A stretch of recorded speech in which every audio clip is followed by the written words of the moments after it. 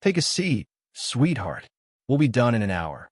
Mr. Sterling's voice cut across the vast, 60-story boardroom, polite but sharp enough to draw blood.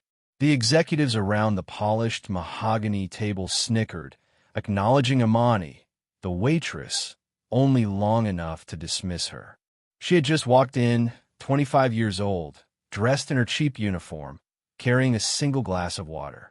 Her ex-fiancé, Caleb, watched her with a cruel, satisfied smirk. The chair Sterling pointed to was small, tucked away, a spot for an assistant, or, well, the help. Imani didn't take it.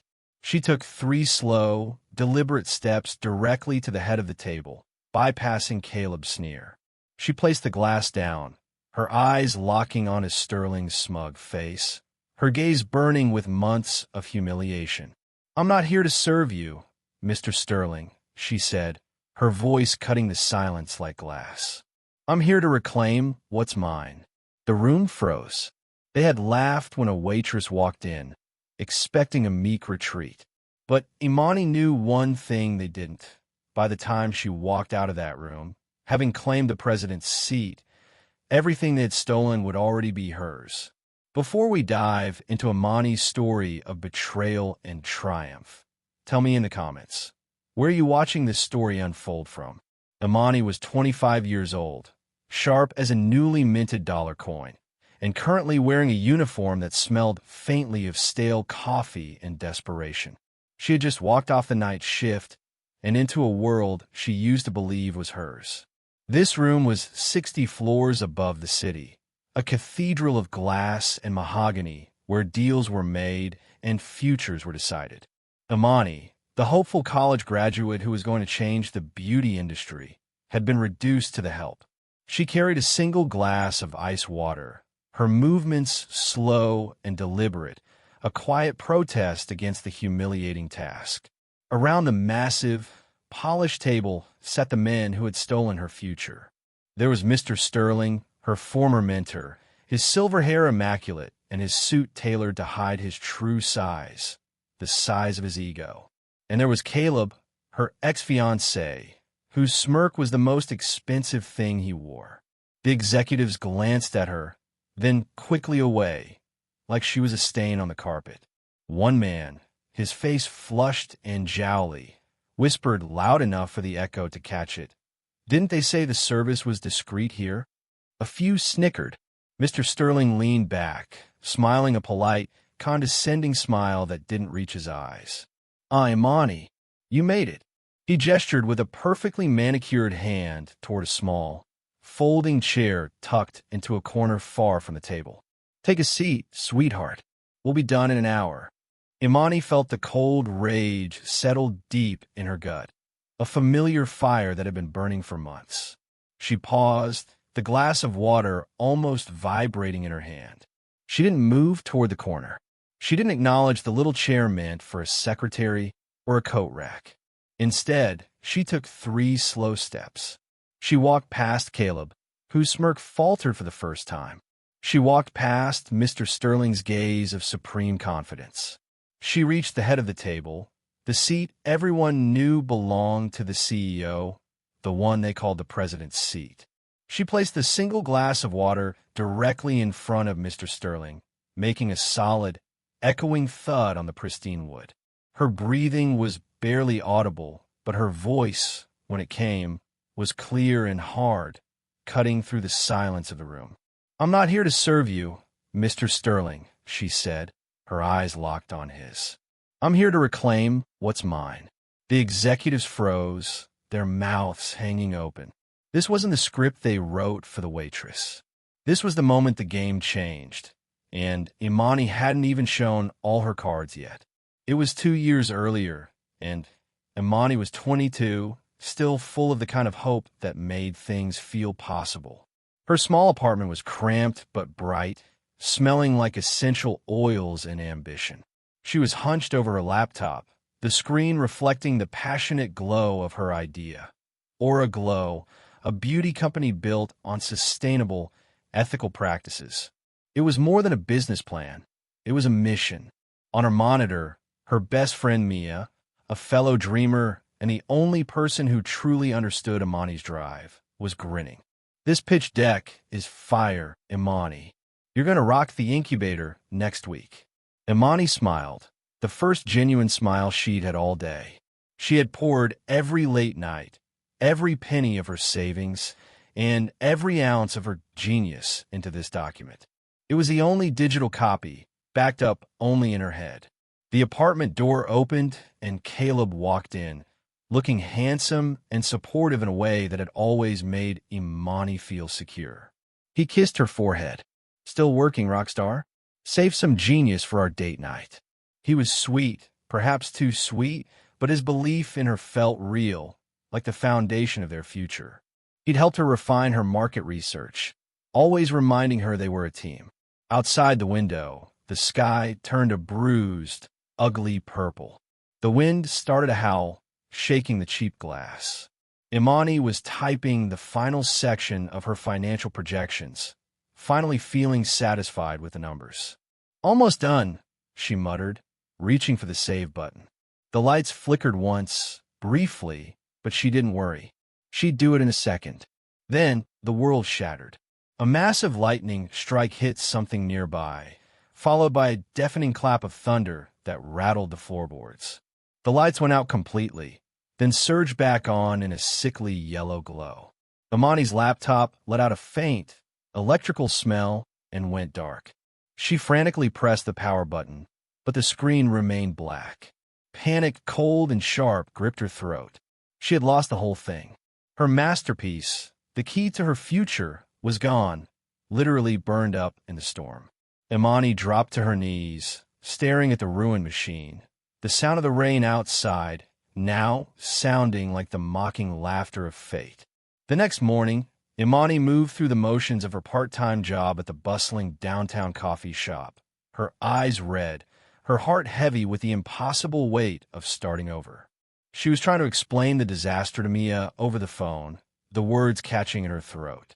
"It's gone, Mia. 2 years of work. I don't even know how to rebuild the algorithms." She fought back tears, wiping down the sticky counter, feeling utterly defeated. The coffee shop was busy, full of suits and briefcases, the exact type of people Imani had hoped to become. One man, a distinguished regular who always ordered a single espresso, was seated nearby. It was Mr. Sterling. Imani had recognized him from a business leadership seminar she attended. He was a titan in the city's financial district. He appeared to be reading the Wall Street Journal, but his attention was clearly fixed on Imani's distraught conversation. When she hung up, wiping a stray tear, Mr. Sterling approached her. He placed his empty cup down gently. His voice was deep and smooth, radiating sympathy. "I couldn't help but overhear, young lady," he said, his eyes seeming to hold genuine concern. "A complete computer failure. That's a terrible blow to a driven mind like yours." He knew her name and mentioned the seminar, praising her thoughtful questions about ethical investments. He then delivered the game-changing line. "I lost everything once, too. It builds character." He told her he saw the fire in her, the same kind of go-getter spirit that had made him successful. He offered to help, not just advice, but real help to mentor her, introduce her to his network, and fund the restart of her project. It felt like a Hollywood moment, the great man offering his hand to the struggling artist. He wrote something on a crisp napkin, his private office number, and slid it across the counter. "You come to my office tomorrow, Imani. Bring what you can remember. We'll make this right." His eyes, however, held a strange, calculating intensity as he looked at her, a look that wasn't entirely about mentorship. "I see great things for you," he murmured, his smile widening. "But you have to be willing to play on the main stage." The offer was a lifeline, but the way he said it made Imani feel like she was agreeing to a contract with the devil. Imani dove headfirst into Mr. Sterling's world. It was a dizzying rush of high-stakes meetings, lavish lunches, and the subtle, unspoken rules of corporate power. She found herself thriving under the pressure, reconstructing her business plan with a sharper, more resilient edge. During this period, she met Mr. Sterling's son, Mason. Mason was instantly likable, reserved, kind, and genuinely curious about the ethical side of her business. He seemed like a breath of fresh air, a stark contrast to the aggressive ambition that defined his father and, lately, Caleb. The biggest event of the month was Mr. Sterling's annual Black Tie Networking Gala. Imani was nervous but excited. This was her official debut, where she would meet the investors who would launch Aura Glow. Caleb was supposed to be her shield, her champion, but he seemed distant, constantly checking his phone. Still, Imani was determined. She prepared her short pitch, feeling ready to conquer the room. Caleb finally pulled her toward a man with hard, assessing eyes. Mr. Thorne, a notoriously brutal venture capitalist. Imani delivered her refined pitch flawlessly, detailing the market appeal of ethical sourcing. She finished, waiting for the expected applause, or at least a nod of approval. Instead, Mr. Thorne let out a short, barking laugh. Ethical sourcing? That's expensive nonsense for trust fund kids, dear. You'll never scale that. The blood rushed to Imani's face, but before she could defend her core belief, Caleb stepped in. He didn't defend her. He laughed, a short, nervous sound that sounded like a cough. She's got her head in the clouds sometimes, Mr. Thorne, Caleb chuckled, nudging Imani with his elbow. But she's a fast learner. We can cut the ethical part and go straight to maximizing profit. Right, babe? He winked, his arm wrapped around her waist, but his words felt like a knife twisting in her back. Imani pulled away, stunned and humiliated in front of some of the most powerful people in the city. Her fiancé had just publicly dismissed her life's work for a chance at a handshake. The sound of Mr. Thorne's booming laughter followed her as she turned and walked away, her perfect night ruined by the betrayal of the man who promised forever. Imani found a quiet stone bench outside the towering venue, the city's neon lights reflecting her heartbreak. She was shaking, replaying Caleb's casual, dismissive tone. It was the deepest cut. Suddenly, Mason was there.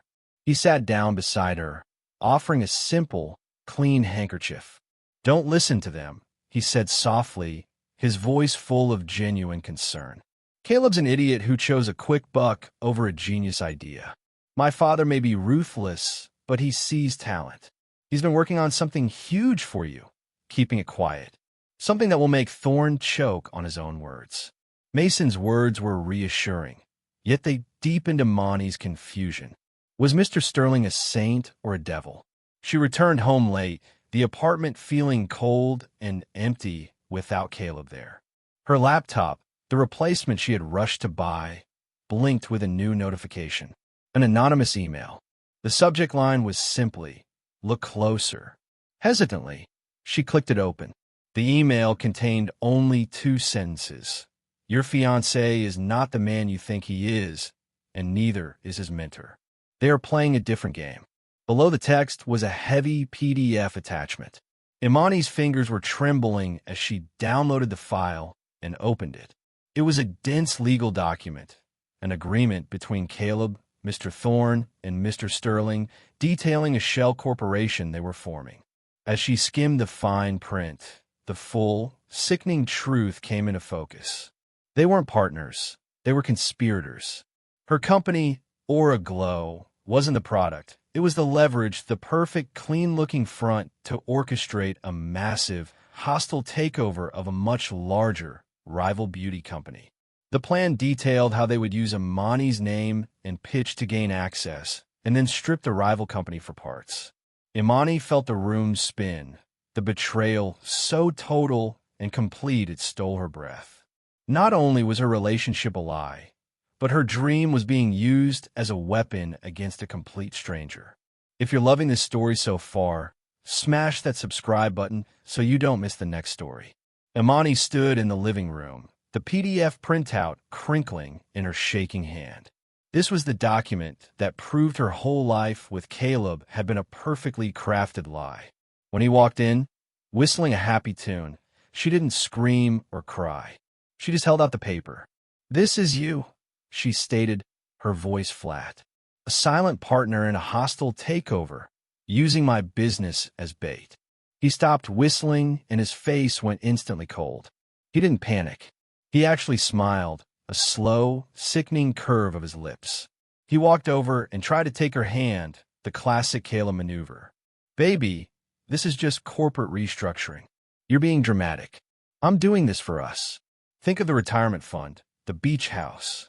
You're paranoid, honey. Sterling's competition is trying to scare you." He tried to kiss her, to make her forget the evidence with familiarity, but she pulled away. He was still trying to manipulate her, still treating her like a naive kid he could control. That was when the kindness in his eyes vanished and the real Caleb emerged. He dropped the act, his voice turning sharp and venomous. "Fine, Imani. You want the truth? I never believed in your little ethical beauty nonsense. It's a hobby, not a business model. I used your plan because it was clean and well-researched. I used you because you were the fastest track to Sterling's circle. You were leverage, not a partner." He sneered, a look of pure contempt replacing the love she thought she knew. The brutal honesty was a physical blow, worse than any punch. Imani looked down at the diamond ring still sparkling on her left hand, a promise bought with a lie. She pulled it off, the gesture slow and deliberate. It felt like shedding old skin. She placed the ring on the kitchen counter, next to his car keys, a silent sign of a life now totally destroyed. "Get out, Caleb," she whispered, her heart splitting in two. He laughed, a short, bitter sound. "You'll regret this when you're flipping burgers, loser." He took the keys, but left the ring. He wanted her to know that her future was worth less than his time. As he slammed the door, Imani didn't just feel heartbreak. She felt a cold, calculated hunger for justice, a desperate need to make him pay for the total wreckage he'd left behind. Imani barely slept, running on fumes and fury. The very next afternoon, Mr. Sterling called her in. The fear that had gripped her instantly turned into a hard knot of resolve. She walked into his grand office, expecting to confront him, but he threw her off balance immediately. He wasn't aggressive. He was paternal. "Imani, my star," he boomed, rising to shake her hand, his smile radiating warmth and success. "Forget that Caleb fool. He was never good enough for your mind." He pushed a dazzling portfolio across the table, a massive, finalized investment proposal for Oraglow. It had marketing budgets, international distribution plans, and a timeline that promised global dominance within 3 years. He called it Operation Phoenix. He lavished her with praise, calling her the true visionary and promising she'd be a millionaire by 30. As he spoke, Imani skimmed the contract. Hidden halfway down, buried under legal jargon about structural control, she found it, a single, crushing clause that gave his holding company final say over all financial and creative decisions. Her role was specified as brand ambassador. She was literally being paid handsomely to be the face of a lie. The smile slid off her face. Mr. Sterling noticed the change. His gaze hardened. "You see that, don't you? It's necessary for scaling." He leaned in, his voice dropping to a conspiratorial whisper. "The capital for this comes from the assets we acquire in the takeover. That rival company we are dismantling, they have a prime, centralized distribution network we need." Imani felt her blood run cold when he named the company, Flora and Fam, the small, ethical enterprise owned by Mia's parents. He spoke about tearing down their life's work with the casual cruelty of someone discussing weather. "It's just business, Imani. They are in the way." He watched her face, waiting for her decision, her surrender. The proposal wasn't a deal. It was a test of her moral soul, a high-stakes, ruthless demand to sacrifice her best friend's family for her own financial gain. The meeting ended abruptly, Imani declining to sign, making a vague excuse about needing her lawyer to review the papers. Mr. Sterling didn't push, only smiled knowingly, as if her refusal was an amusing delay. Later that night, sitting in her car, Imani felt sick. She had to warn Mia. She called her best friend, the connection crackling with her anxious energy. She couldn't reveal Mr. Sterling's name or the takeover plan. Not yet. Mia, I need you to tell your parents to be very careful, Imani urged, trying to sound calm. They're being targeted. Financially. There's a wolf at the door, and it's wearing a nice suit. Mia's voice tightened immediately. Imani, what is going on? Mom and Dad have been getting weird acquisition offers all week. Aggressive lowballs. They've been paranoid. Mia confirmed the threat was real, feeling the walls close in around her family's dream. Imani hung up, feeling marginally better, thinking the warning might buy them some time. Then, her phone vibrated with a text message. It was from an unknown, blocked number. The message was short, impersonal, and bone-chilling. Don't mess with us. Your family's safety depends on it. Imani's heart slammed against her ribs. She stared at the screen, every rational thought replaced by primal fear. Then, a second text arrived, containing 2 pictures. The first was a close-up photo of her mother's flower garden, a small, intimate detail taken from outside the front window. The second was a shot of Mia's father, sitting alone at his desk at the Floor & Fam office, looking tired and unaware. The photos weren't just a threat. They were a display of power, proving that Mr. Sterling's reach was long enough to touch the people she loved most. They knew where she lived. They knew where Mia's parents worked. The conflict was no longer about money or a failed engagement. It was about life and death, turning her fight for justice into a desperate defense against a very real, very present danger lurking right outside her door. Fear was a motivator, and Imani channeled the cold dread into pure, focused action. She realized running would only delay the inevitable destruction of everyone she cared about. She called Mia, and this time, she didn't mince words. They met at a quiet, neutral cafe, and Imani laid out the full conspiracy, presenting the documents and detailing Mr. Sterling's history of ruthlessness. Mia's parents, Mr. and Mrs. Evans, joined them, looking devastated but resolute. He's using the law as a weapon, Mr. Evans said, his voice trembling with anger. We can't fight his legal team head-on, Imani. He'll bankrupt us before we win. Mrs. Evans looked at Imani, her expression solemn. You've risked everything to warn us, child. We fight him together, but we need something that will take him down outside the courtroom. They all agreed. The only way to stop Mr. Sterling was to expose him publicly for his true, ugly crimes. As they finalized a plan, Imani's phone buzzed with a message from the same block number that had sent the threats. Hesitantly, she opened it. The message read, I know you're meeting. I'm not them. I want to help. A few seconds later, a second text. It's Mason. My father is a monster. I have to stop him. Imani's jaw dropped. Mason, the son, the one she had thought of as kind, was the key.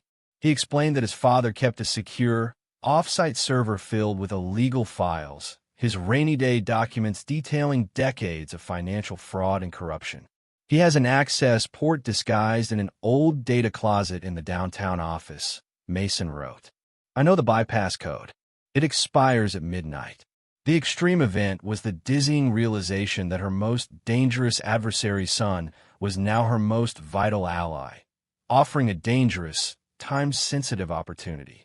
She stared at the code Mason sent, a long string of numbers and letters, knowing that if they used it, they would either bring down a giant or get caught and face ruin. The clock was ticking toward midnight. Imani and Mia sat huddled in Imani's tiny apartment, their faces bathed in the blue glow of the laptop screen. Mason's code was loaded into the terminal. Imani took a deep breath, her heart hammering against her ribs, and pressed enter. A new window opened, a crude, unsecured portal into what Mason had called the vault. They were in. The server was a goldmine of evidence. File after file scrolled by, showing not just the hostile takeover plot, but widespread fraud that spanned years. They found documents detailing insider trading that ruined small businesses and a massive, shocking scheme to defraud the pensions of thousands of retired factory workers in the Midwest. People who had worked their whole lives for nothing. He's not just a bad businessman, Mia, Imani whispered, scrolling through the damning reports. He's a thief. The adrenaline was electric. They started downloading the most critical files, working silently and quickly, prioritizing the documents about the pension fund fraud and the takeover of Flora and Fam. They were winning. This was it, the evidence they needed to take down the whole corrupt empire. Then, the victory was violently snatched away. The screen suddenly flashed a blinding, hostile red. An all-caps warning message appeared. Security breach detected. Immediate shutdown in 10 seconds. The connection dropped instantly, the terminal screen going dark. Simultaneously, they heard the distant, faint sound of a high-pitched alarm, instantly silenced, likely muffled in the high-rise office downtown. They had been detected. They scrambled, yanking the Ethernet cable and closing the laptop, terrified that a digital trail led right back to Imani's living room. They checked the files they managed to save. They had only about 30% of the necessary data, a crucial, fragmented piece of the puzzle. The most critical files detailing the full extent of the pension fraud were lost in the shutdown. Imani sank back, her adrenaline crashing into a cold pit of fear. They had a smoking gun, but Mr. Sterling now knew they had been inside his vault, and he would be coming for them, harder and faster than ever before. If you're loving this story so far, smash that like button and let us know with a fire emoji in the comments. The silence from Mr. Sterling after the server breach was more terrifying than any shouting. Imani spent the next morning watching the news, waiting for the FBI, or worse, for him to appear. The knock didn't come. Instead, her phone rang. It was him.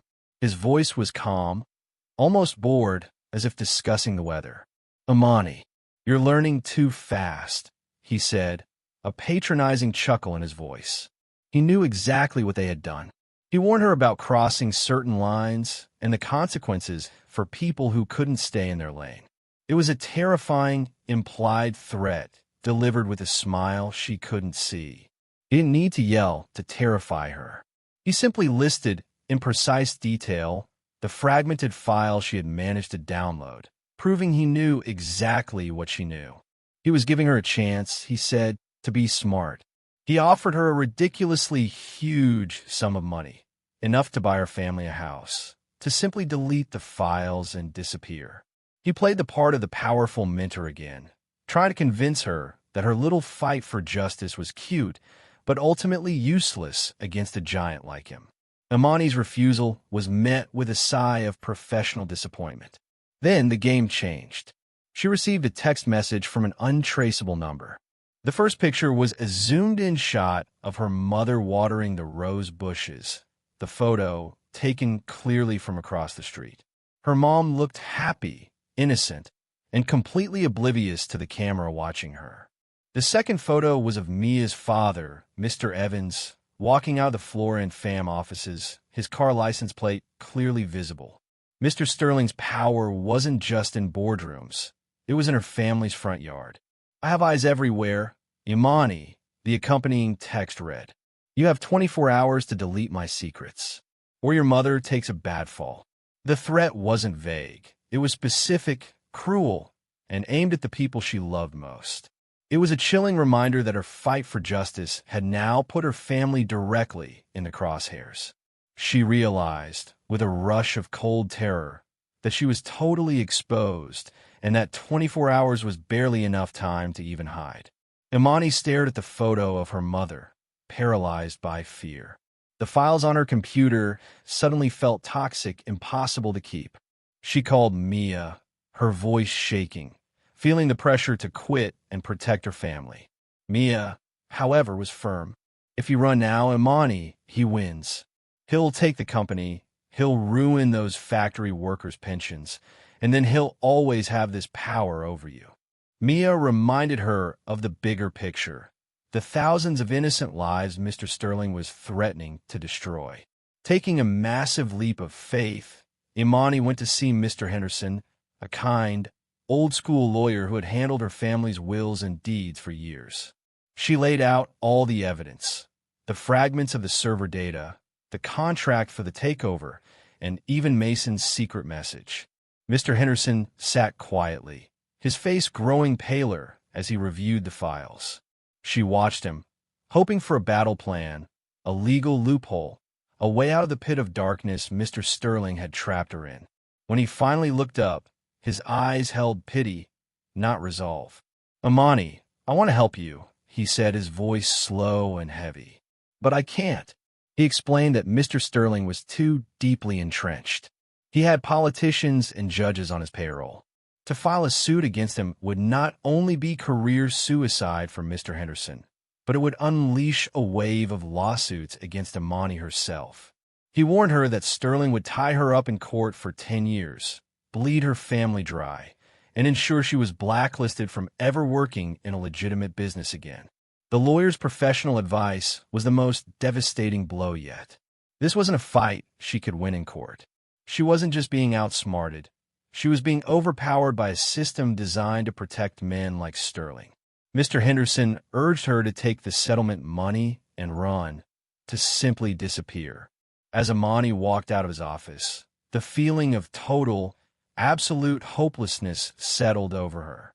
The law, which was supposed to be her shield, had just abandoned her to the wolves, leaving her with no weapon but her own dwindling hope. The only place Imani could find work that didn't require a background check was back where she started, waiting tables. She was exhausted, cynical, and serving cheap diner coffee to demanding customers. Her dream felt like a distant, embarrassing memory. She was cleaning up a booth after a chaotic family left, feeling the crushing weight of her failure.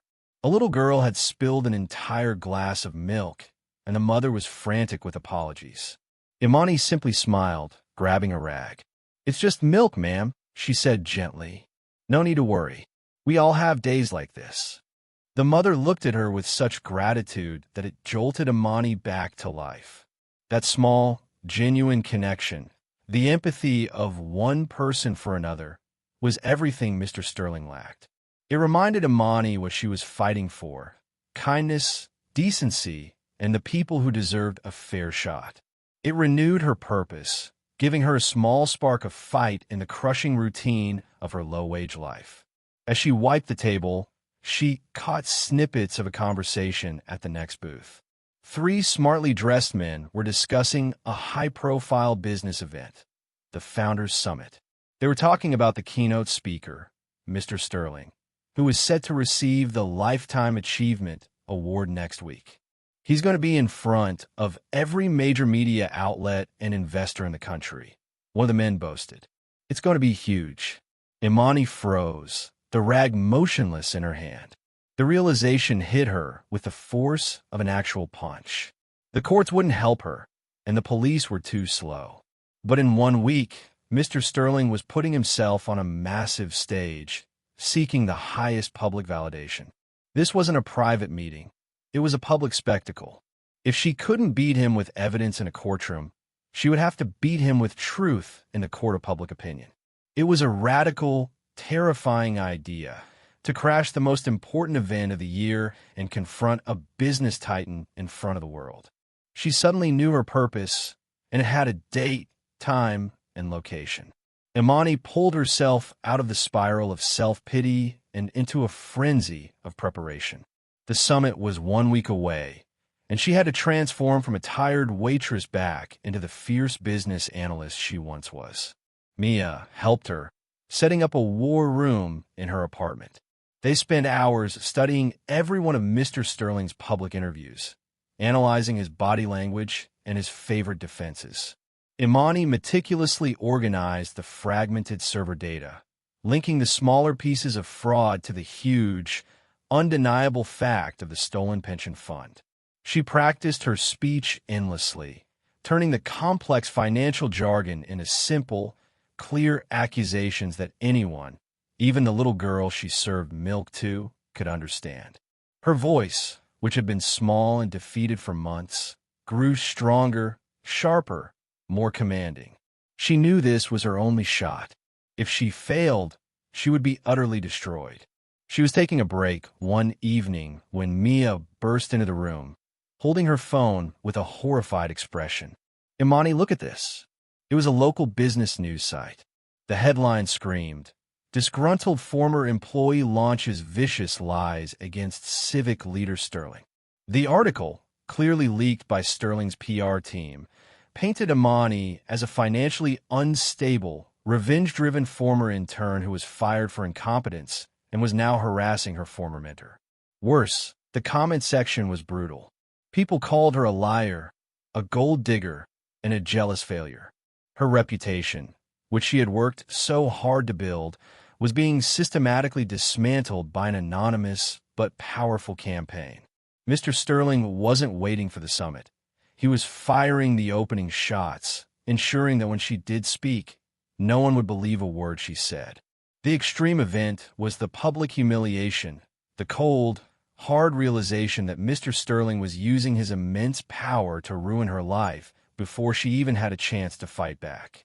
Her name was now mud, and she had to find a way to clean it before next week. The weight of the smear campaign felt physically heavy.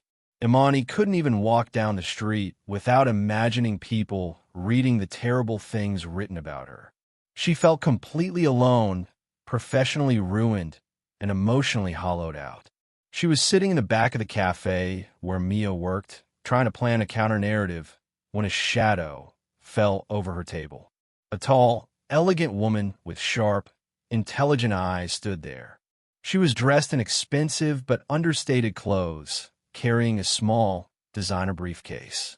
"Imani," the woman asked, her voice low and direct. "My name is Serafina.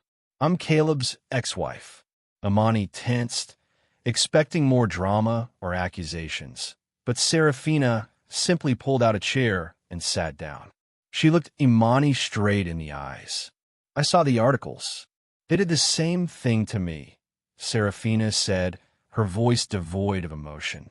She explained that when she caught Caleb and Mr. Sterling stealing their life savings to funnel into a shell company, they fabricated a story that she was mentally unstable and a frivolous spender to get her removed from their affairs. She was a casualty of their constant need for money and power. "I tried to fight them legally. They buried me. You're different. You're smarter, and you have nothing left to lose." Serafina then opened her briefcase and produced a small, retro-looking digital voice recorder. She slid it across the table. "This is the proof that will save you," she whispered. "Caleb was careless. He called Sterling after my divorce and bragged about how easy it was to create a fake narrative. He said you're next. This is their smear playbook in their own words." Imani stared at the device. It was a simple recording, a mundane piece of technology that contained the key to dismantling the elaborate lie surrounding her. With this in her hands, she could prove to the world that the smear campaign wasn't true, but planned, cold, calculated malice.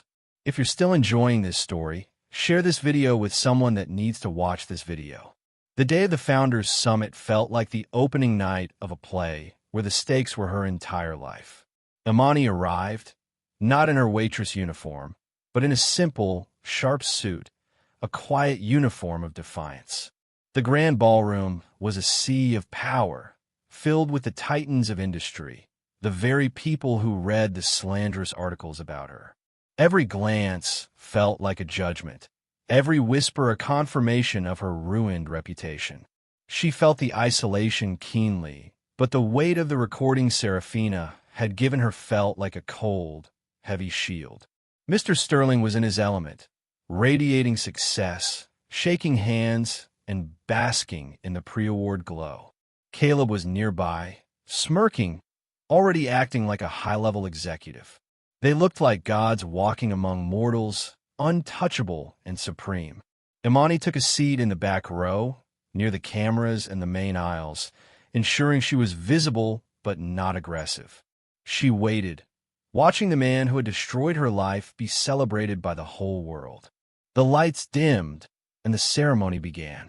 Mr. Sterling walked onto the stage to thunderous applause. The introduction video was pure propaganda. Clips of him smiling with governors, talking about his philanthropy, and being hailed as a visionary who lifted others up. Imani felt a surge of nausea. He was being celebrated for the exact opposite of who he was. Mr. Sterling stepped up to the podium, beaming, accepting his Lifetime Achievement Award. He began his keynote speech, an eloquent, smooth monologue about integrity and mentorship. He even included a veiled, arrogant reference to Imani. Sometimes, young people get lost and choose anger over opportunity, but we must always strive to be the guiding light. The arrogance was extreme, a deliberate public taunt. It felt like the entire room was celebrating a monumental lie, and Imani was the only person with the truth in her pocket. The entire world was bowing to the fraud, making her confrontation even more daunting and setting the stage for a spectacular fall. Mr. Sterling concluded his speech to another standing ovation. The moderator then opened the floor for a brief Q&A session. Imani felt her hands sweating, her heart hammering against her ribs, but the memory of her mother's vulnerable face on her phone gave her the courage she needed. This was the moment. She raised her hand, slowly, deliberately. The moderator, recognizing a bold face in the back, pointed her way. Yes, the young woman in the back. The spotlight swung around and found her. For a moment, Imani felt the crushing weight of hundreds of eyes, the collective doubt of the room. She stood up, her legs surprisingly steady. She ignored the confused look on Caleb's face and the slow, irritated frown forming on Mr. Sterling's. She kept her voice steady, professional, and loud enough for the microphones to catch. Mr. Sterling, thank you. You speak beautifully about integrity. Can you explain your recent strategy regarding the hostile takeover of a small, ethical beauty company, Flora & Fam? And perhaps comment on the allegations of pension fund manipulation regarding your company's actions in the Midwest. The room went silent, a sudden, shocking vacuum of noise. Mr. Sterling regained his composure instantly, his face turning hard. Ah, there she is, he said, his voice dripping with condescension. This is exactly what I meant. A disgruntled, fired individual. I believe the press already covered your sad attempts at harassment, young lady. Next question, please. He tried to dismiss her with a wave of his hand, but Imani was ready. She walked quickly down the aisle, holding up the small voice recorder. Before I go, Mr. Sterling, she announced clearly, I have one final piece of evidence regarding your integrity. She plugged the recorder into an emergency audio jack near the main console, and the voice of Caleb, followed by Mr. Sterling, filled the ballroom. The recording, clear and damning, played their conversation about framing Imani, ruining Serafina, and fabricating the entire smear campaign that was currently circulating in the news. The extreme event was the instant, total humiliation. Gasps echoed across the room. Cameras flashed wildly. Mr. Sterling stood frozen on stage, his mask of decency shattered, exposed to the world as the petty, cruel operator he truly was. The climax was chaos. Reporters rushed the stage, shouting questions. Mr. Sterling, pale and stammering, was surrounded by a wall of bodyguards who were now trying to cover the microphones. Caleb tried to rush Imani, his face contorted with pure, ugly rage, but security quickly subdued him. Within minutes, the local authorities, who had been tipped off by Imani's lawyer friend, now convinced by the public evidence, arrived. They led Mr. Sterling and Caleb away in handcuffs, their suits suddenly looking cheap and pathetic. The crowd, who had moments ago celebrated them, now recoiled in disgust. Imani was immediately swarmed, not by enemies, but by reporters, investors, and the tearful families of the factory workers whose pension she had just saved. She was hailed as a hero, her name finally cleared. Later that evening, the reality of the situation fully sank in. The scandal was the #1 story in the country. Mr. Sterling's empire was crumbling, and justice was being served. Imani felt a strange mixture of relief and emptiness. But the emptiness grew when she received a call. It was the lead detective. He informed her that based on the evidence collected from Mr. Sterling's office during the arrests, including the login history to the breach server, they had also implicated Mason. Mason, the one person she had truly believed was a good guy, the secret ally who gave her the original code, was also arrested for his peripheral involvement in the financial cover-up. The extreme event was this painful, complex tragedy.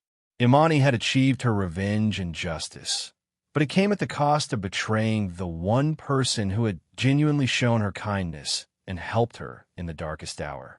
She had exposed the villain, but she had also exposed the fragile heart of his son, a sacrifice that left her feeling deeply conflicted and profoundly sad. A month passed. The dust settled into the financial ruin of the Sterling Empire. Imani was busy working with the authorities, the Evans family, and a new ethical investment fund to help recover the stolen pension money. She had turned down countless offers to run other people's businesses. She was done with being used. But the one thing she couldn't escape was the face of Mason. She finally found the courage to visit him in the correctional facility. The heavy silence of the visiting room was thick with unspoken history. Mason looked tired, humbled, and strangely peaceful. He didn't blame her.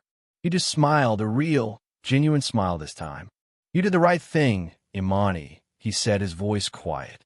"I was complicit. I was a puppet. Now I'm paying for it. But at least I'm finally free from him." He thanked her, genuinely, for being the catalyst that allowed him to finally escape his father's toxic influence. As she prepared to leave, Mason stopped her. He slid a thick, brown envelope across the table. "This is for you," he said. "The night I gave you the code, I went back. I recovered this from your fried hard drive before my father had it crushed. I kept it safe." Imani opened the envelope. Inside were printouts, clean and perfect, of her original, unsaved files for Aura Glow, the business plan, the algorithms, the entire blueprint she had lost in a lightning storm 2 years ago. Mason had saved her true dream, the one she thought was irrevocably gone. "I always believed in the ethical part," he confessed. "I just wasn't brave enough to fight for it myself." The extreme event was the profound, moving revelation that Mason was not just an ally, but a true believer who risked his own freedom to save her dream. It was a heartbreaking moment of redemption, a final, unexpected gift from the person she had inadvertently helped destroy. Months later, the sun was streaming through the glass walls of a new office, not 60 floors up, but just high enough to feel the city's pulse.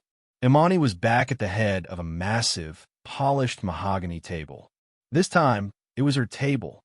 The office was the newly restored headquarters of Aura Glow, co-founded with Mia and Mia's parents, Flora and Fam. They were discussing the launch of their new line, a celebration of second chances and ethical business. Imani, now 26, was a CEO, but she hadn't forgotten the lessons learned as a waitress. She was strong, confident, and utterly triumphant, but she carried the lessons of kindness and empathy with her. She looked at the polished wood of the table, the president's seat, and it no longer felt like a symbol of power and corruption, but a place for leadership built on integrity. The phone on the table rang. It was an automated call, and she knew exactly who it was. She answered. It was Mason calling from the facility. He told her he was so proud of her success and that he was studying for his business degree from the inside. He told her he looked forward to his second chance in life. Imani wished him well, a lump forming in her throat. She had won the battle, but she had also found the capacity to forgive, recognizing that even in the darkest corners of betrayal, true allies and hope could bloom. She hung up, looking out at the city. She had been broken, betrayed, and forced to wear the uniform of servitude, but she had risen. She wasn't just a businesswoman. She was a symbol of resilience. The final shot is her looking directly at the camera, her eyes blazing with determination and hope, embodying the spirit of kindness and strength. They laughed when a black waitress walked in, a young woman carrying a glass of water, dressed in a borrowed uniform. But they didn't know the most important seat in the room was waiting for her all along. They didn't know she was there not for revenge, but for justice, and that the only thing stronger than betrayal is the truth. If you want to see Imani's full journey, from heartbroken waitress to CEO, hit that subscribe button. Give this video a like and drop a comment below telling us which moment of betrayal you think was the most shocking